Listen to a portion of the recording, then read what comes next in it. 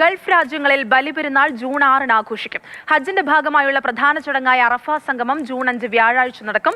ദുൽഹജ്ജ് മാസപ്പിറവി കണ്ടതായി വിവിധ ഗൾഫ് രാജ്യങ്ങൾ സ്ഥിരീകരിച്ചു. ഒമാൻ അടക്കമുള്ള എല്ലാ ഗൾഫ് രാജ്യങ്ങളിലും ഇത്തവണ ഒറ്റ ദിവസമാണ് ത്യാഗത്തിന്റെ ബലിപെരുന്നാൾ ആഘോഷിക്കുന്നത്. ജൂൺ 6 വെള്ളിയാഴ്ചയാകും ബലിപെരുന്നാൾ.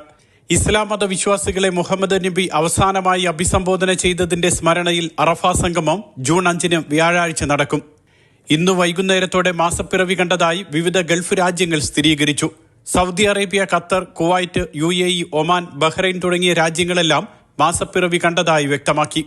രാജ്യത്ത് ദുൽഹജ്ജ് പിറവി കണ്ടതായി സൗദി സുപ്രീം കോടതിയാണ് പ്രഖ്യാപിച്ചത്.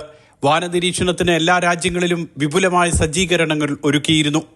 നാളെയാണ് ദുൽഹജ്ജ് മാസാരംഭം. ബലിപെരുന്നാളിനോടനുബന്ധിച്ച് മിക്ക ഗൾഫ് രാജ്യങ്ങളിലും 5 ദിവസത്തെ പൊതു അവധി പ്രഖ്യാപിച്ചിട്ടുണ്ട്.